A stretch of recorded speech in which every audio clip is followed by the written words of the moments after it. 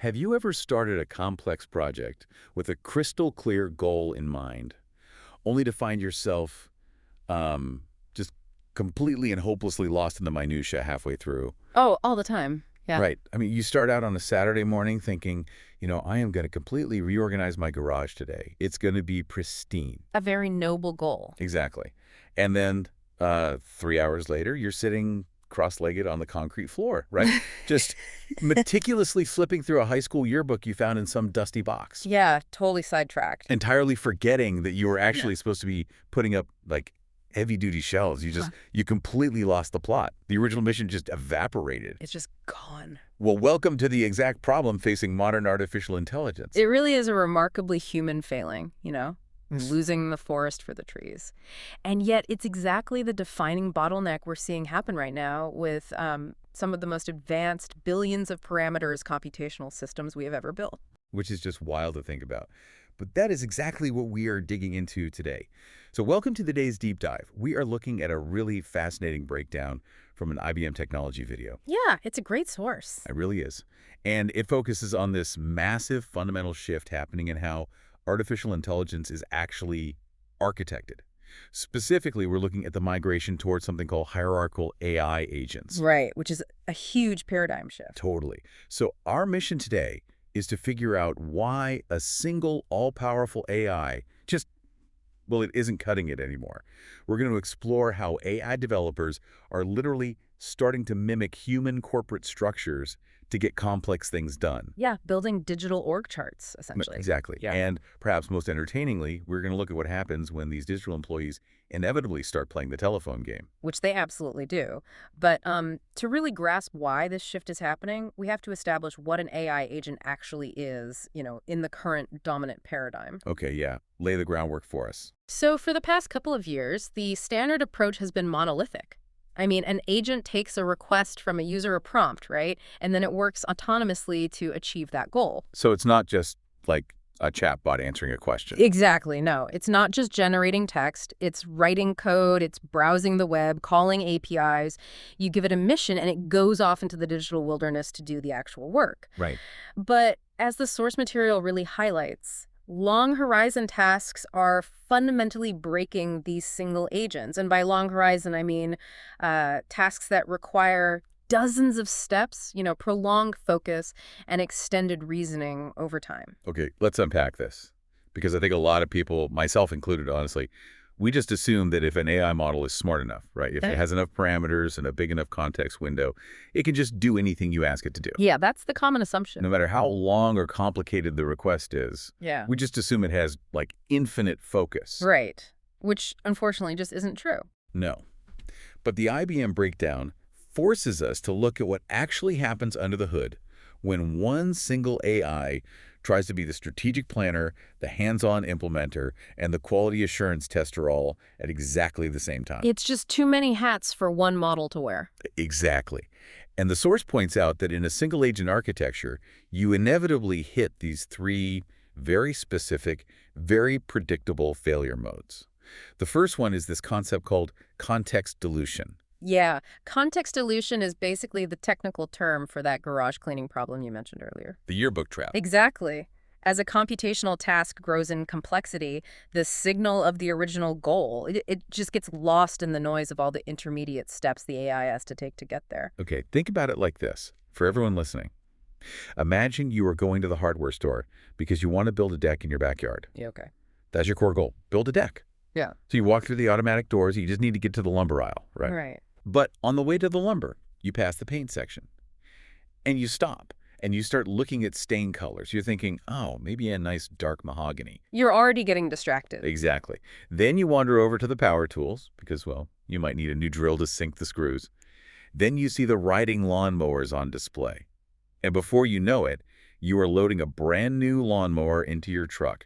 You have zero lumber, and you completely forgot about the deck. That is a perfect analogy. The original signal, the deck, got completely drowned out by the noise of the hardware store's inventory.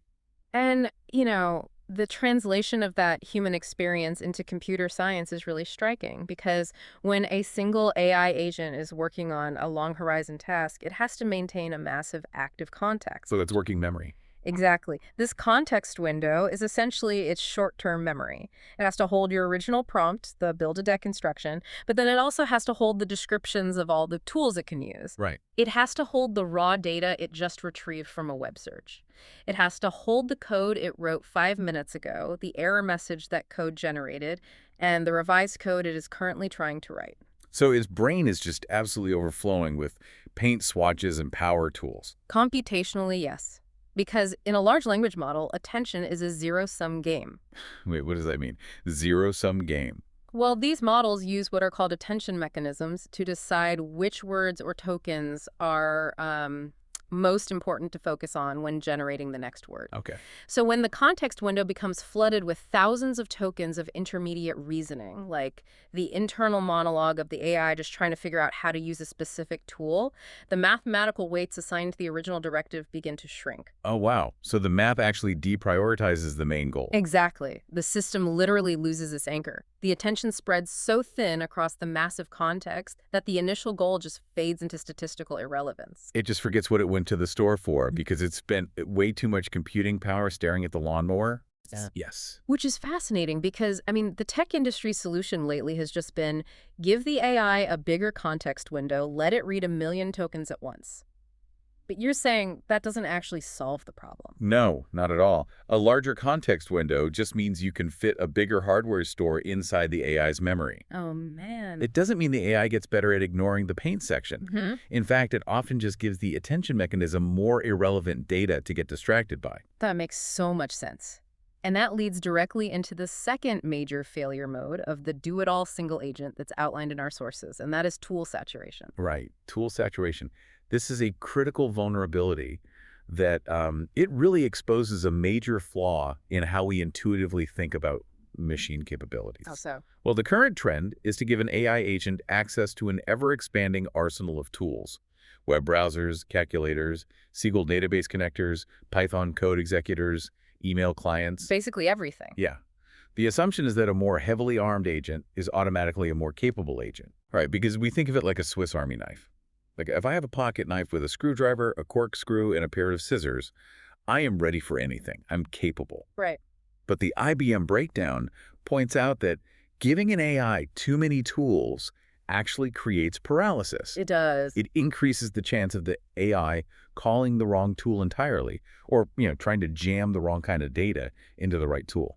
The Swiss Army knife is a great analogy, but you have to imagine a Swiss Army knife with 500 different attachments. Oh gosh, that weighed 50 pounds. Right. And they all look slightly similar. So when a single AI agent is presented with a task, it doesn't just magically know which tool to use. It actually has to read and evaluate the schema or the instruction manual for every single tool in its inventory just to make a decision. Which takes up context space. It takes up immense context space and reasoning capacity. Wow. If the agent needs to simply format a date, right, but it has to evaluate 50 different tools to decide how to do that, the probability of a hallucination or an error just skyrockets. Because it's overwhelmed. Exactly. It might accidentally choose the database delete tool instead of the text format tool because the descriptions shared a few overlapping keywords. Yikes. Yeah. The cognitive load, the computational overhead just to make a selection, it overwhelms the model's reasoning capabilities before it even begins the actual work. So more tools do not equal a smarter AI. It just means the AI spends all its time rummaging through its toolbox getting confused. Precisely. And if context dilution and tool saturation weren't enough to break a single agent, the sources bring up a third failure mode. And I have to be honest, this one is genuinely my favorite. Oh, yeah. Yeah, because it sounds so profoundly, comically human. It's called the lost in the middle phenomenon. Oh, yes. The lost in the middle phenomenon is a very well-documented architectural quirk of modern large language models. It's so funny to me. Well, it's true. Even if you completely avoid tool saturation, and even if the absolute correct instruction is explicitly stated right there in the prompt, the LLM tends to underweight or completely ignore content that is buried in the middle of a long context window. I read this in the source material and I actually laughed out loud. Wait, so an incredibly advanced billion-dollar AI literally just forgets or ignores the middle of its instructions. It really does. It acts like someone skimming a really long, boring email from their boss, right? Reading the first line, scrolling rapidly to the last line, and totally missing the crucial bullet points hidden in paragraph 3. That is a highly accurate way to conceptualize it. I mean, researchers have tested this extensively. If you give an LLM a massive document and ask it to retrieve a specific fact, its performance creates a distinct U-shaped graph. A U-shaped graph, okay. Yeah. If the fact is at the very beginning of the document, the recall is near perfect, high on the graph. If the fact is at the very end of the document, the recall is also excellent. But if the fact is in the middle, The performance just drops off a cliff. The model's attention mechanisms are mathematically biased toward recency, so the tokens it just processed at the end, and primacy, the foundational instructions at the very beginning. wow. The middle just becomes this blurry, underweighted mess. So if your single agent has been working on a complex task for an hour, generating thousands of lines of reasoning, the crucial steps it took 30 minutes ago are stuck right in the bottom of that U-shape. Exactly. They're literally lost in the middle. Which is precisely why we need a new architecture. I mean, if a monolithic agent gets distracted by intermediate steps, gets paralyzed by its own massive toolbox, and essentially skims over the middle of its own working memory, you simply cannot trust it to execute a complex, enterprise-level task reliably. No, you definitely can't. The single-agent paradigm has just hit a wall. Which brings us to the core of the IBM technology breakdown. Because a single agent is effectively a highly capable employee who also happens to have terrible focus, gets overwhelmed when you give them too many resources, and only reads the first and last sentence of your emails. A nightmare employee, really. Right. So the AI engineering world is adopting a classic, arguably ancient human solution. They are building a digital org chart. Yes. We are introducing middle management to the AI realm. I love this so much. It is a fascinating structural evolution. To solve the fundamental failures of the monolithic model, agentic workflows are moving toward hierarchical AI agents. Okay. Instead of one massive model trying to do everything, you create an ecosystem of specialized agents. And according to the breakdown we are analyzing, these structures typically consist of 3 distinct tiers, each with highly specific, non-overlapping roles. Okay, let's walk through this digital org chart, because I think everyone listening is going to instantly recognize the dynamic here. At the very top of the pyramid, you have the high-level agent. The source literally calls this one the top dog. The top dog, yeah. And crucially, there is usually only one of these in the entire system, right? That's right. The top dog is fundamentally strategic. Its role is not to execute minute details. It shouldn't be writing Python scripts or formatting text. It's not getting its hands dirty. No, its sole job is to process high-level strategic plans, perform task decomposition, and manage the overall workflow. Task decomposition, taking the giant, terrifying goal and chopping it up into bite-sized pieces. Exactly. So if the user prompt is research the electric vehicle market, analyze the top 3 competitors, and write a 10-page investment thesis, the top dog does not start Googling. Right. The top dog looks at that prompt and says, okay, step 1 is market research, step 2 is competitor financial analysis, step 3 is drafting the thesis. It's looking entirely at the big picture. It is the executive. It is the executive. But the executive cannot do the actual heavy lifting. So directly below the top dog, we have the middle layer. These are the mid-level agents, and they report directly to the high-level agent. Right, so the top dog hands down a directive like, go do the competitor financial analysis. Yeah. And the mid-level agents take it from there. Yes. Their job is to process those directives, implement the plans, and importantly, further decompose those tasks. The mid-level agent might say, okay, to analyze finances, I need one subtask to pull SEC filings and another subtask to calculate price-to-earnings ratios. Perfect example. They are coordinating the workflow. They are the project managers. Which necessitates the foundation of the entire pyramid. The final tier, the low-level agents. Doers. The doers. These agents report exclusively to the mid-level agents. They are highly specialized for incredibly narrow tasks. They do not need to know the grand strategy. They don't even know what an investment thesis is. They're just doing their one job. Exactly. They might be trained on very specific data sets, or crucially, they're given access to only particular limited tools. A low-level agent receives a hyper-specific directive like extract the Q3 revenue from this specific PDF, it executes it, and it reports the raw result back up the chain of command. You know, when I was reading the source for this, there was an offhand comment from the presenter that made me laugh out loud. Oh, what was it? They were up at the whiteboard, right? Yeah. Diagramming this whole executive project manager specialist structure, and they paused, looked at the camera, and said, you know, I've never really considered myself analogous to a low-level agent until right about now. Oh, man. It is a humbling realization for anyone watching. It really is. But the human parallel is unavoidable because the architecture is functionally identical to a corporation. Totally. The high-level agent is the CEO setting the strategy. The strategy is broken into actionable projects managed by mid-level product teams.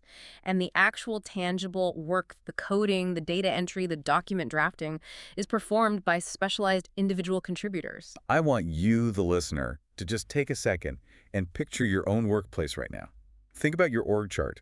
Who is the high-level agent sitting in the corner office handing down massive goals? We all know one. We sure do. Who are the mid-level agents running around with clipboards or sending incessant Slack messages asking for status updates? And who are the low-level agents, the specialists actually hunched over their keyboards writing the code or designing the graphics or balancing the It's spreadsheets? exactly the same. We have literally taken the human corporate structure, flaws and all, and copy-pasted it into server farms. But this raises a vital analytical question. Why? I mean, why would software engineers, people who build incredibly streamlined, logical systems, map a notoriously inefficient human bureaucratic structure onto cutting-edge artificial intelligence? Because no one actually likes middle management, Right. right? It feels like we are intentionally slowing the AI down. It might feel that way, yeah. But the answer is that this hierarchical structure systematically dismantles the exact failure modes we discussed earlier. Okay, how? It works because it forces a classic software engineering principle into the world of AI, the separation of concerns. Separation of concerns. Meaning, basically, don't make one piece of software worry about everything all at once. That is the core of it. Think back to the monolithic single-agent setup. That model is constantly, frantically context switching. Right. It is toggling back and forth between high-level reasoning, asking itself, what is the overarching goal of this 10-page investment thesis, and what paragraph should I write next? And low-level execution asking, which specific tool out of my 50 tools should I use to format this string of text into a table? Just bouncing back and forth. Yes. That constant context switching between the macro and the micro is computationally exhausting. It pollutes the attention mechanism and leads directly to that context dilution we talked about. Okay, so I understand the theory. Mm-hmm. But how does the hierarchy actually solve that context dilution problem in practice? How does it fix the hardware store problem where the AI forgets what it's doing? By introducing a mechanism the source refers to as contextual packets. Contextual packets. Okay. In a hierarchical system, the high-level agent, the top dog, is the only entity that maintains the global state. So only the CEO knows everything. Exactly. It holds the entire history of the conversation and the ultimate goal. But when it delegates a subtask down to a mid-level or low-level agent, it does not just dump its entire memory bank into that agent's prompt. It doesn't just hit forward on the massive 80-reply email chain? Exactly. It sends a contextual packet, a carefully pruned, highly relevant, and aggressively restricted slice of the context. Okay. The source uses a brilliant specific example to illustrate this. Imagine a low-level agent whose sole job in the hierarchy is to take raw text and format it into a JSON file. Let's pause there for a second for anyone who doesn't code. JSON is just a very specific way of organizing data so computers can read it easily, right? It uses a lot of brackets and quotation marks. Yes, JavaScript object notation. It is highly structured and highly brittle. If you miss a single comma or a single bracket, the entire file breaks. So formatting JSON requires intense, granular focus from the AI. Got it. It needs to pay strict attention to the details. Right. Now, that low-level JSON agent does not need to see the initial 4,000-word strategy document that kicked off the project. Definitely not. Giving it that massive document would just introduce noise. It might read the strategy doc, get confused, and try to start analyzing the strategy instead of just formatting the text. It would get distracted by the paint swatches. Exactly. So by only giving it the exact text it needs to format and the specific schema it needs to use, the signal-to-noise ratio remains incredibly high. The agent isn't distracted by paint swatches because it was never allowed to enter the hardware store. It was just handed a piece of wood and a saw in an empty room. That is exactly it. And crucially, this entirely prevents the model from getting lost in the middle. There is no massive middle to get lost in anymore. Because the instructions are short. Right. The prompt the low-level agent receives is short, targeted, and highly specific. The U-shape attention problem vanishes because the context window is kept artificially small. That makes perfect sense. Keep the instructions short and sweet for the doers. Now, what about the tool saturation problem? The issue where giving an AI too many tools causes it to freeze up or grab the database delete tool by mistake. The hierarchy solves this using another established IT security concept, the principle of less privilege. Here's where it gets really interesting.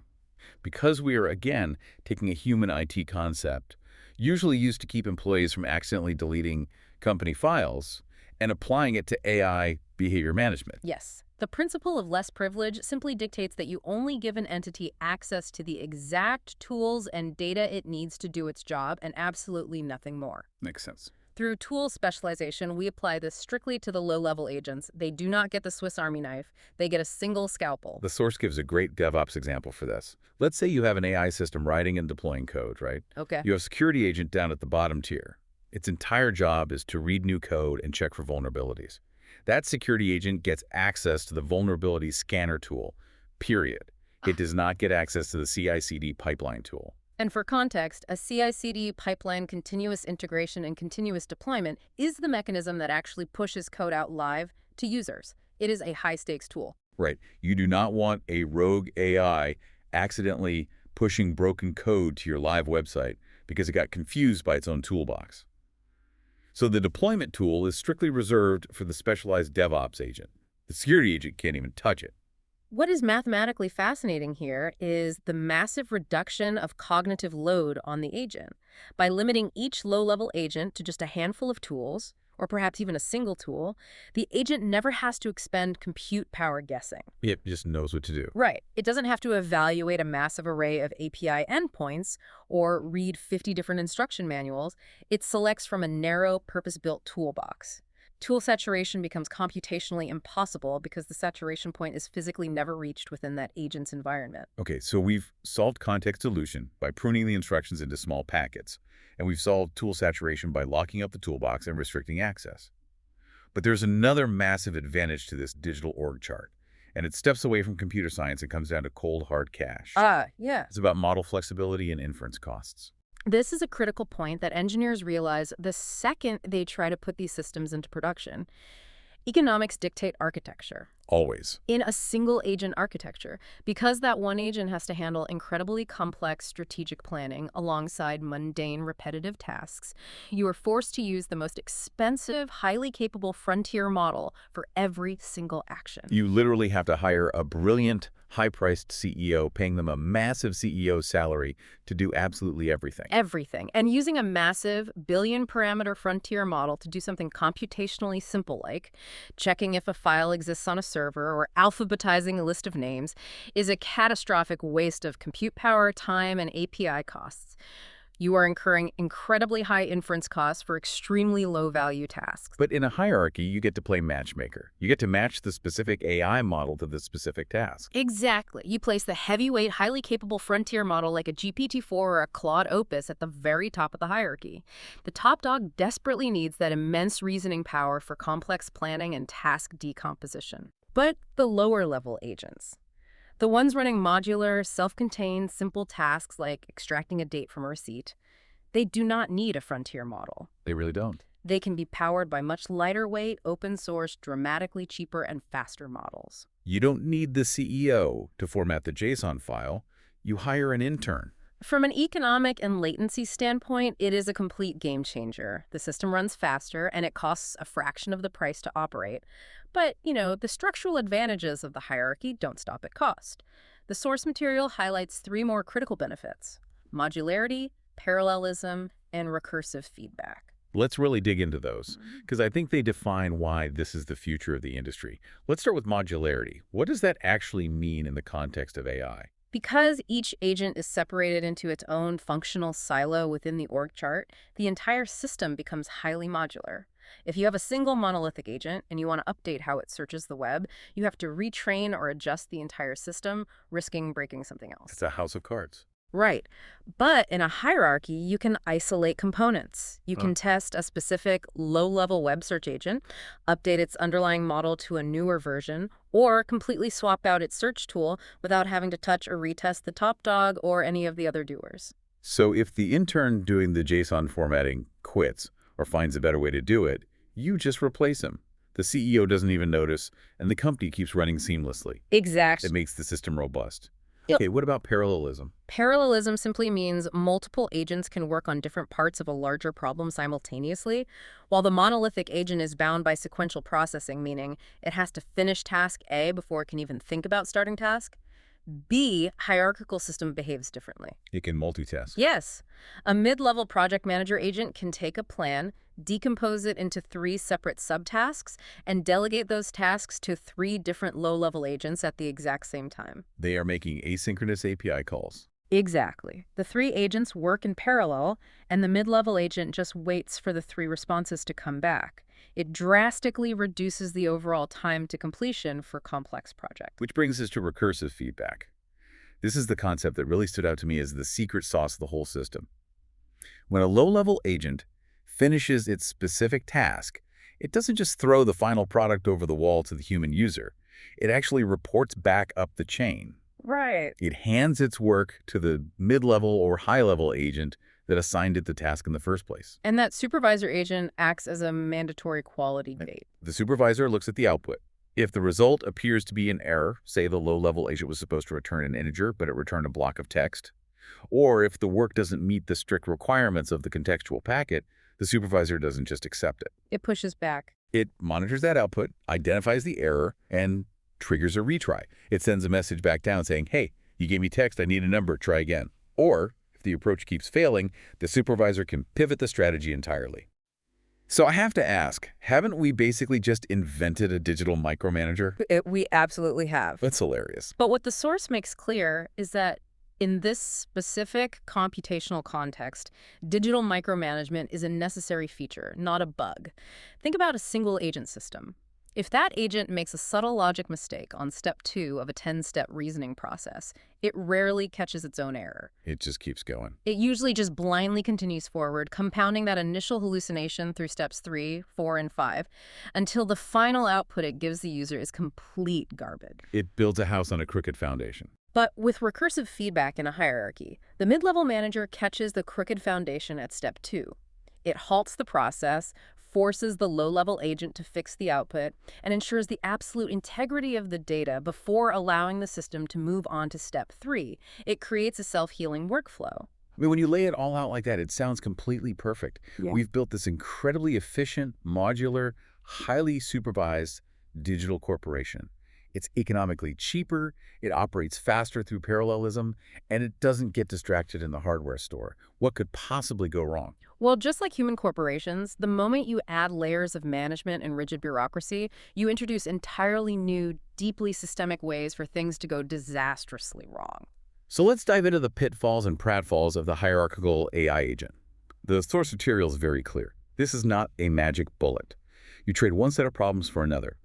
And the first major limitation they highlight is something that anyone who has ever managed a massive, complex project will immediately recognize in their bones. Oh, definitely. Absolute nightmare of task decomposition. The entire hierarchical system, all of this elegant modularity, parallelism, and efficiency, hinges entirely on one single critical dependency.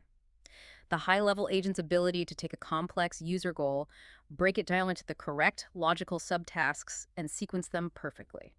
And as the presenter in the IBM video noted, having played the project manager role themselves in real life, decomposing complex tasks is just exceptionally, painfully hard to do.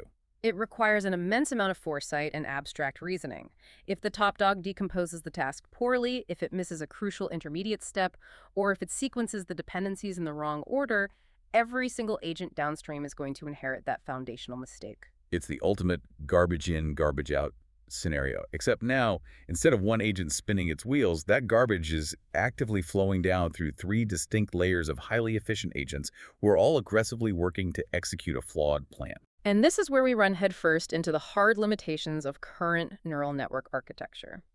To decompose tasks effectively, the high-level agent needs to be exceptionally good at forward planning and backwards chaining. But current large language models are famously inconsistent at this. Wait, hold on. If these are the most advanced frontier models, the GPT-4s of the world, why are they bad at planning? Because of how they are fundamentally built. They are autoregressive. Meaning what, exactly? That means their core mathematical function is simply predicting the next most likely token, or word, based on the previous words. They are generating text sequentially moving forward. True planning often requires starting at the end goal and working backwards to the present state. I see. Autoregressive models struggle deeply with backwards chaining because they can't natively look ahead to the end of a sequence they haven't generated yet. Okay, that makes total sense. Yeah. They're laying track right in front of the train, so they don't always know if the track is actually heading toward the station. Great analogy. The source highlighted some specific ways this planning failure manifests. They miss dependencies, like telling the painter agent to paint the wall before telling the drywall agent to actually build the wall. But the detail from the text that I found most interesting and most damaging to efficiency was that LLMs frequently over-decompose tasks. Yes, over decomposition. An LLM top dog will often look at a relatively straightforward task that requires maybe 2 or 3 logical steps, and it will break it down into 15 completely unnecessary hypergranular subtasks. Why does it do that? Just to be thorough. It's an artifact of their training data. They're often rewarded during fine-tuning for showing detailed step-by-step reasoning. But in a hierarchical system, over-decomposition is toxic. Because it creates busy work. It wastes immense compute time, and more dangerously, it creates 15 new boundaries where data has to be handed off between agents. Every handoff is an opportunity for an error or a miscommunication. The high-level agent essentially overcomplicates the plan, drowning the mid-level managers in useless microtasks. Which leads us perfectly into the second massive limitation of the digital org chart: orchestration overhead and the terrifying risk of the recursive loop. When you decide to migrate from prompting a single agent to building a hierarchy, you are fundamentally shifting your role as a developer. You are no longer just tweaking a prompt. You are architecting a complex, distributed software system.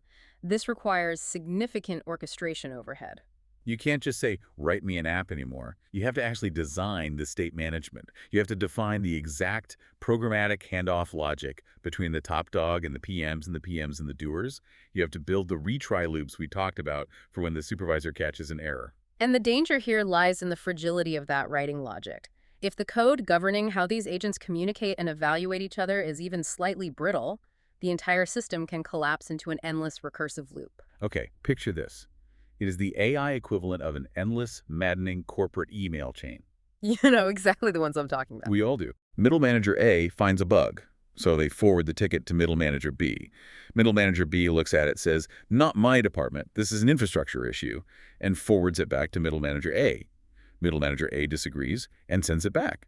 They just keep passing the error back and forth, CCing each other, caught in an infinite loop of finger-pointing, achieving absolutely zero real work.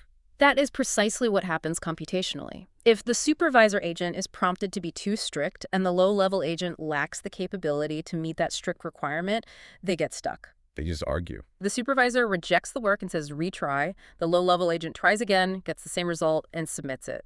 The supervisor rejects it again. They will endlessly pass errors and retry requests back and forth. Until what? Do they just do it forever? They will continue until they hit their token limit. The token limit. For the uninitiated, what does hitting the token limit actually mean in this context? Every time an LLM processes or generates a word or a piece of a word called a token, it costs a tiny fraction of a cent in API compute fees, and it takes up space in the model's maximum allowed memory.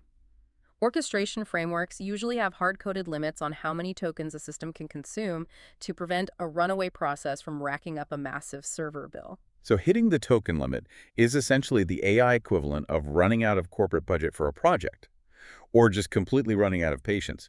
The system forcefully crashes because the middle managers spend all the money arguing over an error. It is a total failure of orchestration, and it brings us to the final and perhaps most insidious limitation of the hierarchical model discussed in our sources. The digital telephone game effect. We all know how the telephone game works in a human office. A high-level manager issues a very clear instruction in a Monday morning meeting. That instruction gets filtered through a couple of directors. Maybe a mid-level manager rephrases it slightly to fit their own agenda in an email, and by the time it reaches the specialist actually doing the work on Thursday afternoon, they are told to do something subtly but meaningfully different from the original request. But I'm curious, how does that actually happen computationally with AI agents? Because they don't have human miscommunication, right? They don't have egos or personal agendas. They send precise, structured data to each other. They do send structured data, but you have to remember our discussion about contextual packets. The entire system relies on the high-level agent pruning the context before sending it down the chain. Right, stripping out the massive strategy document so the JSON agent doesn't get confused. Exactly, but pruning requires subjective judgment by the top dog. If the task decomposition is slightly off, or if the high-level agent accidentally prunes the wrong bit of vital context when creating that data packet, the specialized low-level agent receives a fundamentally flawed directive. So what does this all mean in practice? Let's trace a scenario. Let's say I ask the top dog to build me a weather app that displays temperatures in Celsius because I'm in Europe. A perfect example. The top dog decides it needs a UI component, so it tells the mid-level project manager, build a temperature display. But when the top dog pruned the context, it thought the word Celsius was irrelevant to the UI layout, so it dropped it from the contextual packet. Oh no. The mid-level agent receives the instruction, build a temperature display. It delegates this to a low-level coding agent. The low-level coding agent, lacking any specific instruction about units, defaults to its primary training data, which is heavily American. So it flawlessly, perfectly writes the code for a temperature display in Fahrenheit. Exactly. Because the low-level agent is so specialized and intentionally isolated from the big-picture prompt that explicitly asked for Celsius, it takes the flawed directive and executes it without question. It perfectly executes the completely wrong task. Wow. Perfectly executing the wrong task. Because it didn't have the original document to realize the context. The hierarchy successfully cured the AI of being lost in the middle of a massive prompt. But it created a completely new vulnerability in the process. As the source concludes beautifully, the AI no longer gets lost in the prompt. It gets lost in the org chart. It gets lost in the org chart. That is such a brilliant, evocative way to phrase the problem. It completely avoids the trap of the single distracted agent staring at lawnmowers in the hardware store, but it falls squarely into the trap of corporate miscommunication and siloed information. If we synthesize all of the technical breakdowns and analogies we've explored today, the core takeaway for anyone working with, managing, or building these AI systems is profound. You can no longer treat artificial intelligence, specifically hierarchical AI, like a magic black box, where you just throw a conversational prompt at the top and wait for perfection to pop out the bottom. It's not a magic wand anymore. No. You have to treat the AI hierarchy exactly like any other complex, distributed microservice architecture you would put into a production environment. You have to meticulously, intentionally design those data handoffs. You have to rigorously validate the work at every single tier before letting the process continue. Exactly. You must engineer the fail-safes. And perhaps most importantly, just like in real life, you must never, ever assume that the top dog always wrote a perfect plan. Because it probably didn't. Right. The high-level agent, bound by its auto-regressive nature, is prone to planning failures and over-decomposition. Those failures will cascade aggressively through the system if you don't have rigorous quality gates and retry loops in place. It is so wildly relatable. Whether you are managing a team of actual flesh and blood human beings in a high-rise office, or you are a developer setting up your own autonomous AI workflows on a server, the universal necessities of getting complex work done are exactly the same. They really are. You need crystal clear communication. You need properly pruned context. Don't overwhelm your team, human or digital, with unnecessary noise. And you absolutely need quality gates to catch the small errors before they compound into massive failures. The architecture of synthetic intelligence, it seems, is heavily and unavoidably mirroring the architecture of human collaboration. We build our tools in our own image. Which leaves me with one final thought to ponder as we wrap up. We originally designed these AI systems to be perfectly logical, objective, purely rational problem solvers. We wanted them to transcend human messiness. That was the dream. Yet when we finally pushed them to tackle truly complex, long-horizon tasks, the only functional way we found to make them succeed was to force them into a rigid corporate hierarchy, complete with executive planning failures, middle management bloat, the telephone game, and communication breakdowns. It's ironic. It really makes you wonder, as these digital org charts get larger, more sophisticated, and more autonomous, what other uniquely human corporate flaws will our AI networks inevitably adopt next? Are developers going to have to start programming agents to navigate digital office politics? Will two mid-level agents eventually start fighting over who gets the bigger token budget for their department? It is a fascinating, if slightly terrifying, evolutionary path to consider. The ghosts in the machine might just be wearing middle management lanyards. They just might be. Thank you so much for joining us on this incredibly deep dive into the changing architecture of AI. Keep questioning the systems around you, and we will catch you next time.